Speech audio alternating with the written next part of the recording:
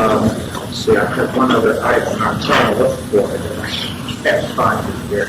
I tell you, I just came from the Jackson Clinic. I have one of those medicinal things again. I see all of you in triplicate for the time being, but I think that will wear off, along with myself. Let's see, Dave, did you want to say something about a study session? Yeah, well, the week of the exam, we're going to go ahead and have sessions and just to go over the course and the cover of the exam. So that's happening. We can also look about the Oh, yes, the pagination, that's an item I left on my desk. I'll bring that on Friday. Okay, so next week we'll do there, and the following week we'll do the whole thing.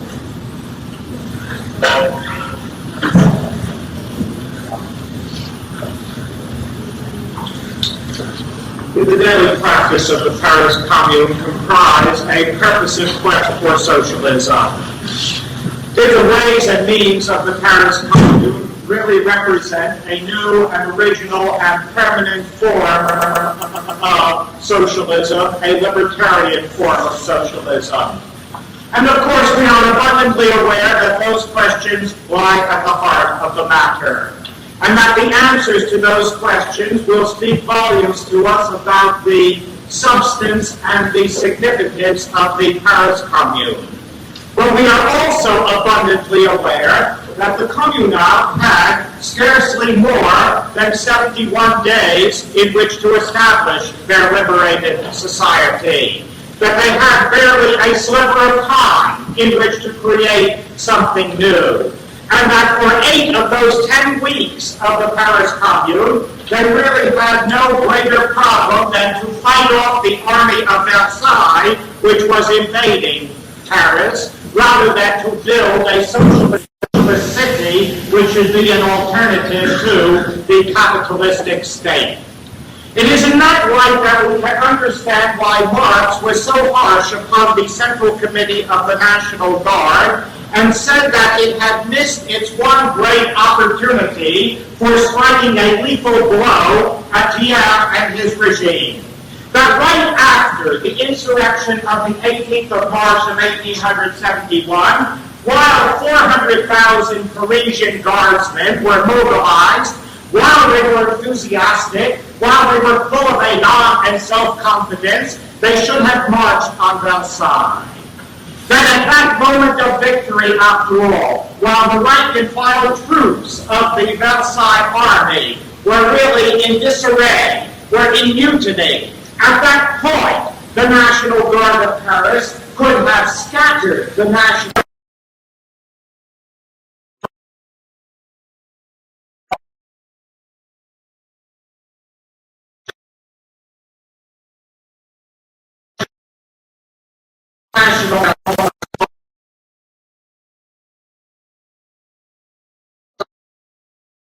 of Versailles and sent Thiers packing. That having failed to take that initiative, that having failed to chart that very decisive course, the Central Committee of the National Guard was really extremely culpable of letting the real opportunity pass. And what they succeeded in doing was to bestow upon the reactionaries of Versailles the gift of time, so that Thiers had the time to reconstruct the army and send it in against Paris, so that Thiers had the time, after all, to propagandize in the provincial cities and turn them against the Commune of Paris, so that by the 2nd of April of 1871, a bare fortnight after the great insurrection of the 18th of March, the army of Versailles was already encamped in the western suburbs of the capital, champing at the bit to penetrate into the heart of that city. And so as we probe for answers to the questions which we posed at the beginning of the hour, we must concern ourselves not only with what actually transpired, but we must try to think of what might have been if there had been time and if the circumstances had been right. Now, quite obviously, to that critical problem of the social and ideological foundation upon which the Paris Commune rests, the most compelling and convincing evidence has come from that very ingenious French historian, Jacques Rougerie. For in a series of books about the Commune, and especially an extraordinary book called Paris Libre, or Free Paris, Rougerie has confronted two very fundamental questions. Who were the communards? That is, the rank-and-file activists of the neighborhood committees, of the political clubs, of the communal assembly. And secondly, what did they want? Were they self-consciously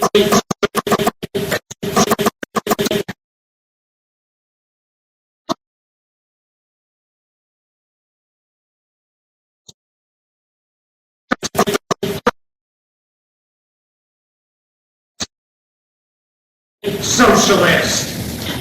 And in order to forge answers to those questions, Rougerie excavated through a veritable mountain of unpublished documents, many of them on deposit in the Archives historiques de la guerre à Vincennes, the famous war archives of Vincennes.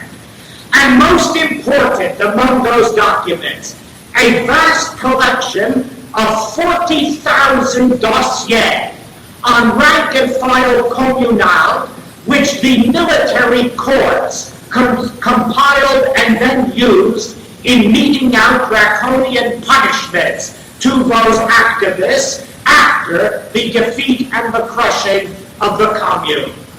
And Rougerie, who examined all 40,000 of those dossiers, has consequently set out certain incontrovertible facts. That in the first place, the communal, in their overwhelming majority, were workers. So that the experience of the commune is a working class experience. So that of those 40,000 dossiers, only 12% were about petty bourgeois, small shopkeepers, and small civil servants, and petty professionals. And Rougerie has gone further to tell us what kind of workers they were. That something over 50% of them came from those trades, like the metallurgical industry or the construction industry, whose growth and modernization were most conspicuous during the Second Empire. And that something less than 50% came from the old traditional crafts, like furniture making, or clothing, or shoemaking. And what are we to make of that datum? What is the significance of that? Well, are we to say that the Paris Commune, as historians have often been wont to say, was the last gasp in the 19th century of an artisan revolt against modern, mechanized factory capitalism? Or are we to say that the Paris Commune was the first trumpet blast, as the 20th century was drawing close, of a modern proletarian revolution? And Rougerie says that given the composition of French industrial capitalism at 1870-71, those formulations are meaningless, that they do not adapt themselves to the reality of French industry and of the French working class. That as of 1870 and 71, the French proletariat was an intermediate, hybrid class, standing between the old artisan workshop on the one hand and the modern industrial factory on the other. So that the small workshops in the traditional crafts were growing larger and more mechanized, their social relationships more formalistic, less informal, and certainly more rigorous.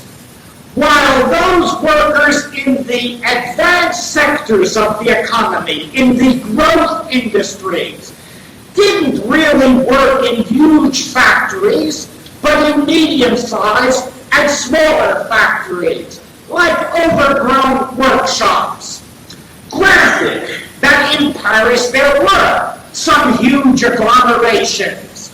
There was, for example, the Goulin factory, which turned out railroad locomotives. And there was the Seine sugar refinery in the 13th arrondissement.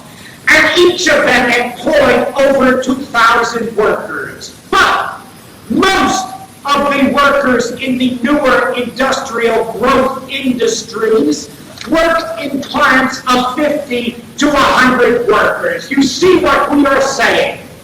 That we are at a point where there is neither the old artisan structure nor quite yet the new factory industrial structure, that we are dealing with a transitional workforce, but a transitional workforce is not one that is stationary. It was in full evolution. So that in the 1860s, and when you come to 1870 and 71, it was a workforce evolving rapidly toward a more acute political consciousness and toward a more clear-cut socialist ideology. Remember that in the years 1869 and 70, virtually every trade, whether it was in the modern sector or in the traditional sector, had a union which mounted strikes, which diffused the word of the First International. You see what we are saying? That the Paris Commune comes when French workers are becoming more modern, more proletarian, more like 20th century wage earners than they had been in the 19th century. That a daily process was at work, which was creating an ever larger number of socialist workers, but that it was a process which had not yet finished, and which was certainly not fine-tuned by the time the 18th of March insurrection exploded. And so can we say that the practice and the institutions of the Paris Commune were socialist. Now, if our only criterion for socialism are the laws of the communal assembly against the order of private property, then we would say that the commune was not socialist, and that at best it anticipated socialism. And in fact, Karl Marx said as much in his great tract on the Civil War in France, for he said that socialism isn't built in a day, and it doesn't come from a few laws, that it is a process over a protracted period of time which transforms people and circumstances. And yet, even if we use the criterion of laws and actions by the communal assembly, we can say definitively that the communal assembly was a working class government. It was a working class government, in part because it was a government that responded very quickly to demands, incessant demands, that emanated from the ranks of the laboring poor, so that the communal Assembly restored the moratorium on debts and on rents which had been removed by the National Assembly, so that the Communal Assembly made it illegal for bosses to impose fines on workers in workshops and factories for a whole range of so-called infractions. So that the Communal Assembly did bakery workers the service of ending night work. Now that doesn't sound like great shakes to you, but I tell you that bakery workers had demanded for years an end to night work, and they still hate it in fact. Remember that croissants in Paris are not what you buy in frozen packages, that they get up at 3 in the morning and roll that thin dough and make 17 layers for every croissant. And consequently, you go, if you wander as I do, you see in bakeries at 2 or 3 in the morning, workers stripped to the waist in those hot rooms, rolling that damnable croissant dough. Well, obviously, suddenly, the Communal Assembly ends it and says there will be no night work. No, it won't. A critical ingredient in the socialist esprit of the Commune is a defiant repudiation of deference. That an elected official is not a deputy who speaks and acts for the people because he is superior, but is a mandataire, a mandatory. In other words, somebody with a mandate to do exactly what the people want, and can be removed if he does not, and can be removed if he lords it over the people. So, when the Communal Assembly ended night work for bakers, the bakery workers did not go hat in hand to that Communal Assembly and thank them, show gratitude toward them for doing their duty. On the contrary, in the newspaper The Prolétaire for the 10th of May of 1871, we read about the deputation of bakery workers going to the Communal Assembly in these terms. The bakery workers went before the Communal Assembly not to thank them hat in hand for having done no more than their duty required. In their appearance before the Assembly, these bakery workers declared the following: the people must never thank their delegates for having only done their duty. They would be criminal if they were to act in so obsequious a manner. Remember that it is the gratitude of the people which turns officials into tyrants. No, the people must never show gratitude for what is their right. Strong stuff. And yet, that doesn't go to the heart of the matter.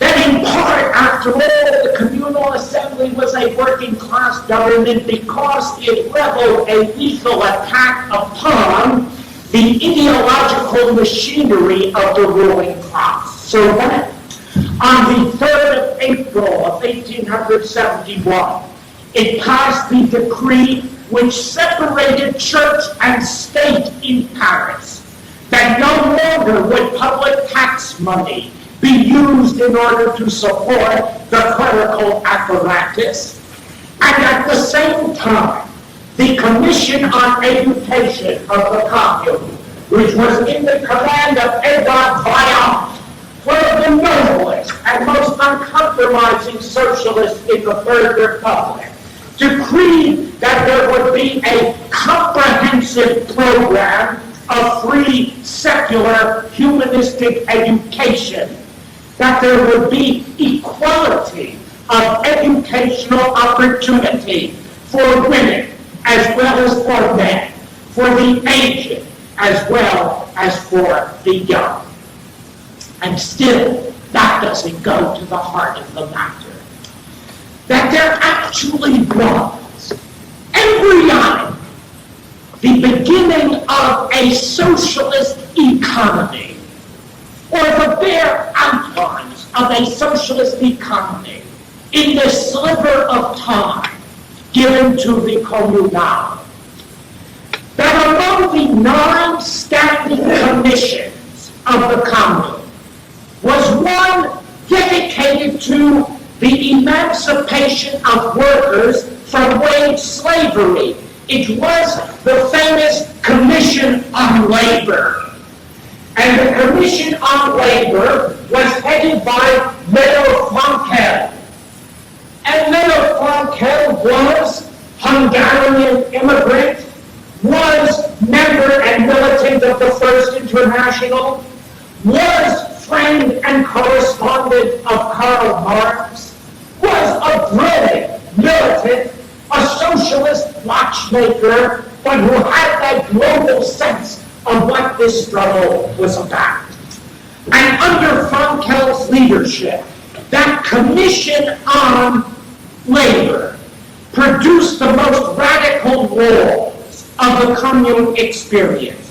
In the first place, it immediately communalized those large state-owned factories that happened to be located in Paris, so that the people suddenly owned a large tobacco factory, which had been the state tobacco factory, so that they owned several arsenals, which likewise were communalized, so that the management hierarchies in those enterprises were cashiered and replaced by the control of workers' committees.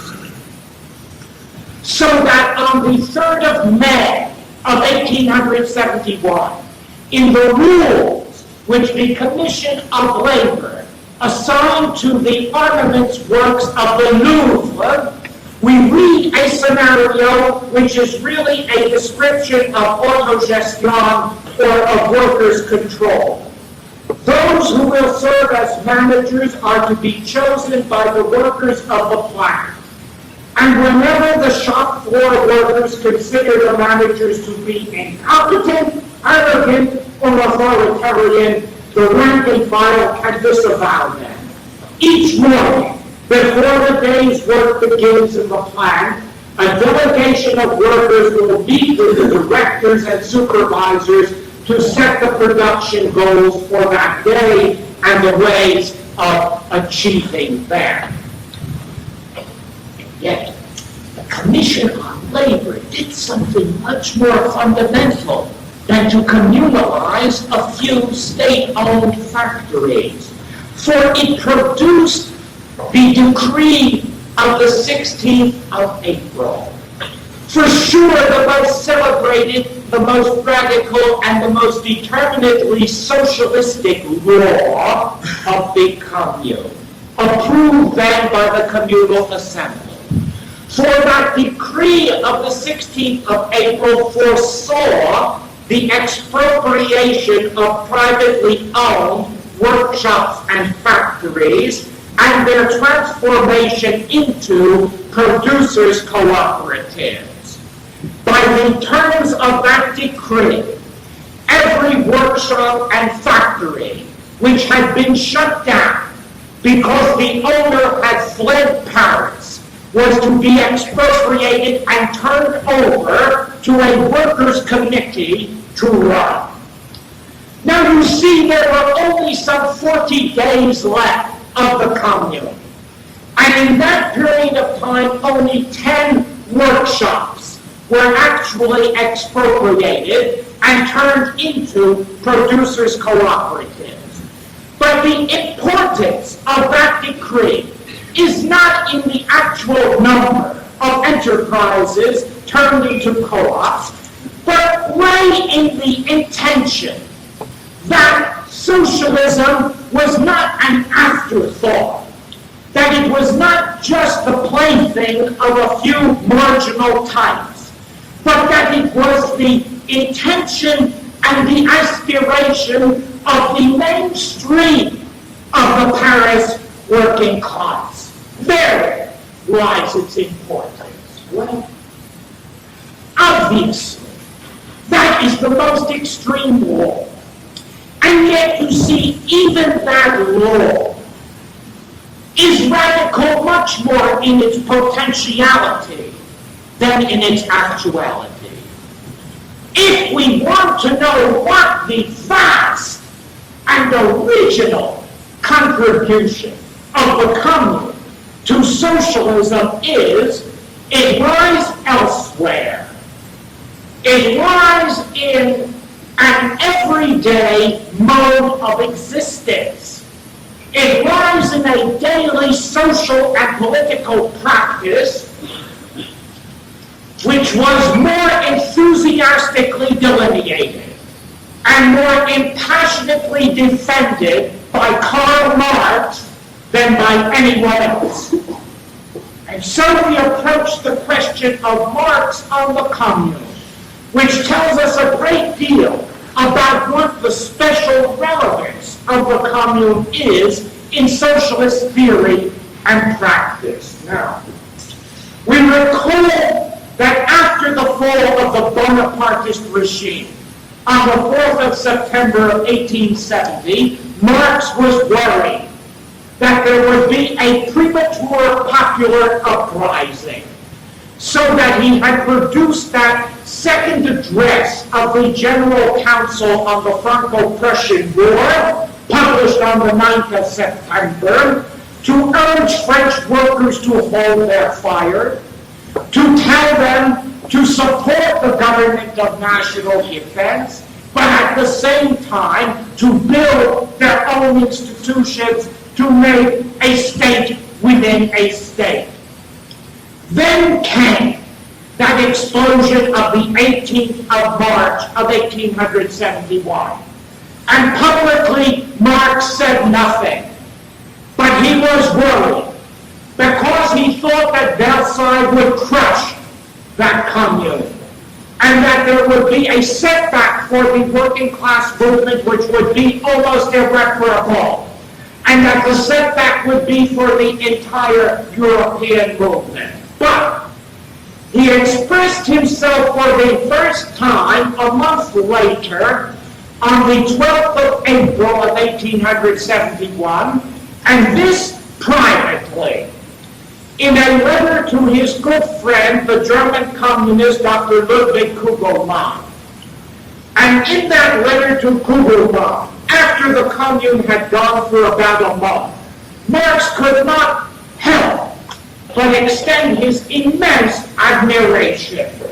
That letter is fascinating, of the 12th of April, for he tells us in the first place that there was something wrong, obviously, about the Central Committee of the National Guard. If they are defeated, only their good nature will be to blame. They should have marched at once on Versailles, after first Vinois and then the reactionary section of the National Guard had themselves retreated. The right moment was missed because of conscientious scruples. They did not want to start the Civil War, as if that mischievous abortion Thiers had not already started the Civil War with his attempt to disarm Paris. Second mistake, the Central Committee surrendered its power too soon to make way for the Commune, again from a too honorable scrupulosity.